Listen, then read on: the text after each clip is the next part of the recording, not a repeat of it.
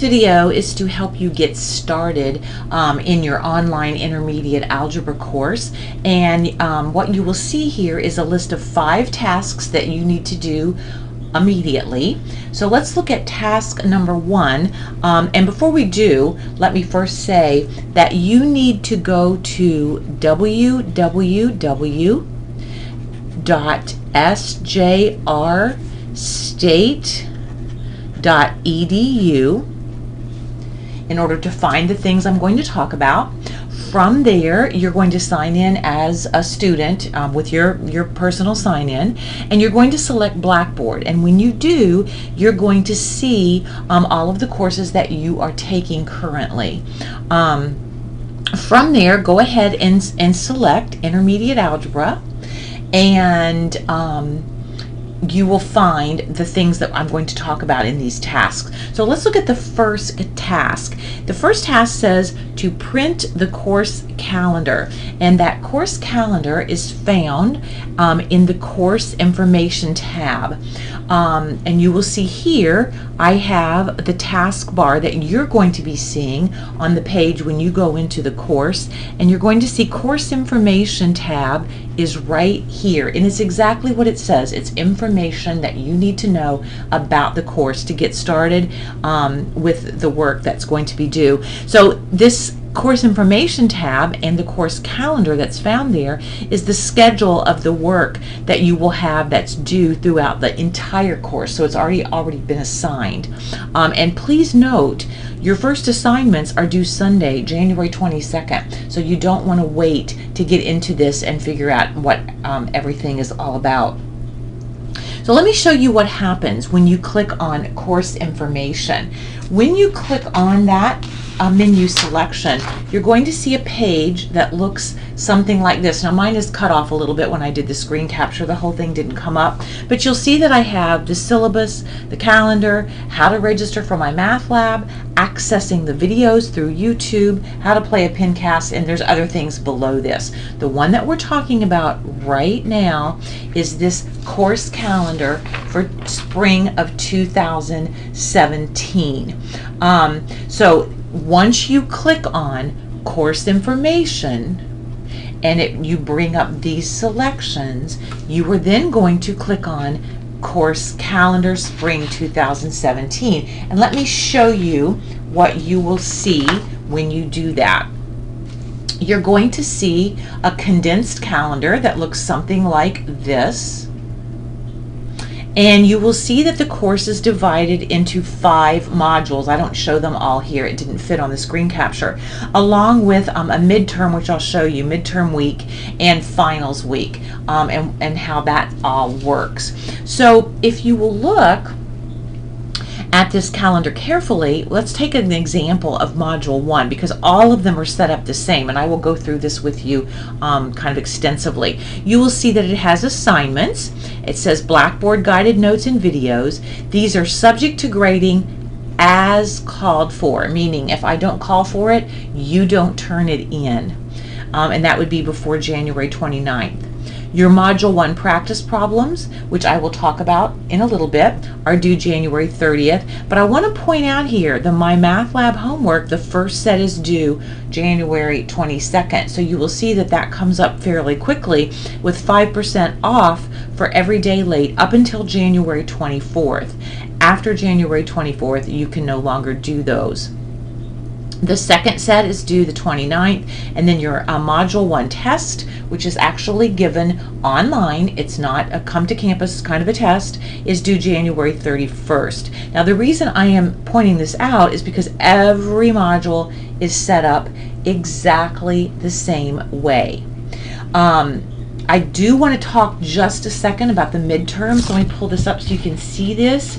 I have set aside a midterm week where you study March 1st through the 5th, and then you take your midterm in Blackboard via something called Respondus Monitor, which you don't need to worry about now. I'm going to do a separate video on Respondus Monitor and explain all that later, and you will have these days in which to complete that, March 6th through the 9th. So I've allowed you plenty of time. Your midterm, you notice, is given after Module 3, so that midterm covers Modules 1 through 3. So again, more to come on that later. So let's go back now to the course information page. Let me pull this down a little bit.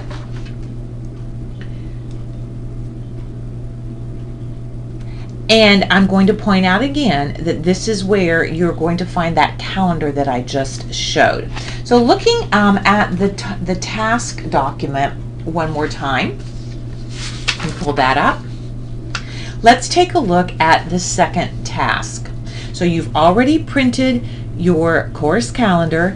Your second task says to print the Module 1 guided notes packet and the Module 1 practice problems from Module 1.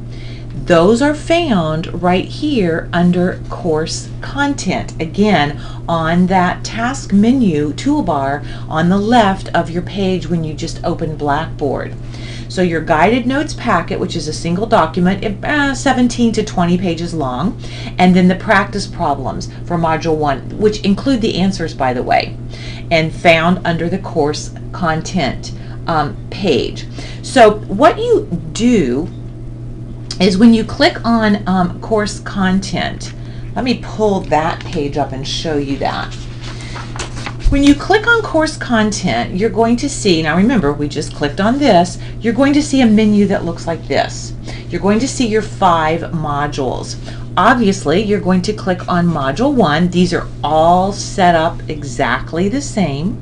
Okay, so I'm going to use Module 1 as an example to show you what you find there and what you need to do. So we click on Module 1 and it brings up this. Now mine got cut off again a little because of the screen capture, and I wanted to keep this nice and large so you could see it. But you will see over here a menu. Now yours may be collapsed. This is the little symbol for collapse. To open that menu, all you do is click on here and then you can see what is in that module. So in Module 1, I have 3 folders. I have the practice problems, and then we have some other things below it, the homework, etc., that you can't see. But this is what I want to talk about right here. Module 1 guided notes. You are going to want to print those. Those are the ones that are 17 to 20 pages long. It's just one document. And once you print those, you are then going to either watch the videos or the pencast. Now let me say something about these two things. You don't need to do both. This is a choice. For those of you that have had me before, some of you may be more used to the pencast, so I included them. For those of you that have already migrated your computer to Microsoft 10, you're going to have a very difficult time playing the pencast. Don't worry about it. The videos say and do the exact same thing. Me talking. This is just a choice, so you don't do both. I recommend you do the videos. You can watch them on Blackboard or through YouTube, and what you're going to do is you're going to take your guided notes packet, and there is room on there for you to take notes. So you're going to start watching the videos. There is a video or two, sometimes even 3 videos for every topic in the guided notes. This is going to take you a while. It's going to take you at least a week, if not 2 weeks, to get through each module's guided notes with the videos that go with it. That is done long before you ever get into my math lab and do practice problems or do the actual practice problem set, which, let me see if you can see it, yes, are found right here. These are to show me that you are going to be doing the work and that you are practicing problems, and these are turned in with the directions for turning them in is embedded. When you click on the practice problems, you will see the first page has the directions for turning them in.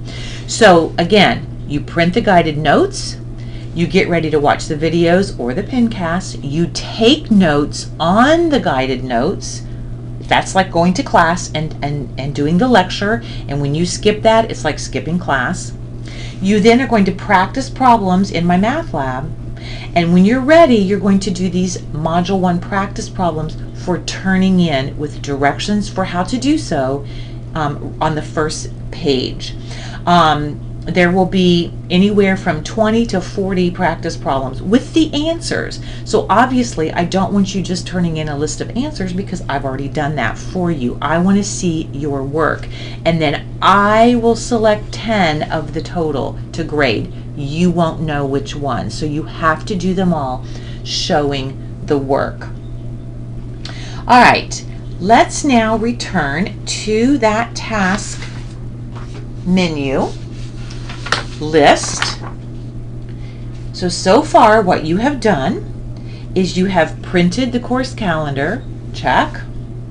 You have gone in, you've printed the guided notes packet, check. You've printed the practice problems work for later, so that after you have taken your notes and watched your videos, done your work in my math lab, you're ready to do those practice problems to turn in and show me your work. Your next task is to send me an email.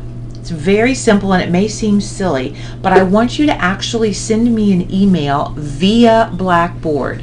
I want to use the Blackboard course email, because that is where I will communicate with you. Now, I'm very aware that we have a school email, and if you have questions or whatever, of course you can email me through school email. I check it several times a day, but this is where I'm going to give you credit for emailing me with this task, telling me 3 things. 1, that you printed the calendar, that you printed the guided notes, and that you have started the assignments. That's all I want, is an email through Blackboard. Remember, that's through Blackboard. You are going to want to check this daily. I'm going to make that note, check daily. The reason is I will be taking attendance in there at least once a week via an email, and you will have only 24 hours to respond with an attendance check, just saying, yep, I got the email and here's the answer to your attendance question. So check that daily, at least Monday through Friday.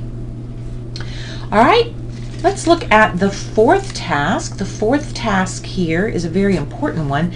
That is to configure your computer to either play pincasts or videos. Probably, as I said, the pincasts are going to be out unless you've had me before and you already know how to play the pincasts and your computer's set up for that. So you want to be able to play the videos. You are able to play them in Blackboard. They are loaded in Blackboard. I did that. But I think the easier way is to look at the document called Accessing the Videos through YouTube and play them that way. I think they'll download to your computer more quickly. Now let's talk a second. Where would that document be? Accessing the videos through YouTube. It's in course information on that original page on the left-hand toolbar. You will see there my address for accessing the videos in YouTube, but I'll tell you right now, after you go to youtube.com, my channel is Math Prof 58. I even put a link in that document, so it should be easy to get to. Task number 5, enroll in my math lab. This needs to happen immediately. Even if you are on financial aid and you don't have your money yet to be able to purchase the My Math Lab software and code, you can do that because they provide to students a 14-day free trial. So the minute you finish this video, you need to go to mymathlab.com and you need to register for My Math Lab, whether it be with the code that you purchased already or through the 14-day free trial. Now, how do you find out how to do it? Find the directions in the document titled How to Register for My Math Lab, and guess where it is? In course information, so it makes sense. Your first assignments are due January 22nd, so you don't want to wait on that. Now, I want to say a word about buying that code. You need to have a textbook. It doesn't necessarily have to be a hardback textbook. It can be the digital textbook that comes with the My Math Lab code. That's kind of up to you, which you prefer, but I do assign textbook problems for your practice. They are not collected or graded. Please hear that. But you do need to practice those problems in either a hardback textbook or on the digital version in My Math Lab. Last thing I want to say is the only way for you to be successful in this course is if you create a schedule of working in the course at least 5 days out of 7. It requires a lot of hours to do an online course. You will not be successful if you wait till the night before and you just jump in and do the My Math Lab problems, getting help online, and then do the practice problems and think you can pass the test. By the way, the tests are in My Math Lab. You have to watch those videos and you have to take notes. Students that pass the course and pass the final exam are students who have done that. So don't procrastinate. Online is not for everybody. You need to come up with a schedule that you can stick to working through those modules daily. Hope this was helpful.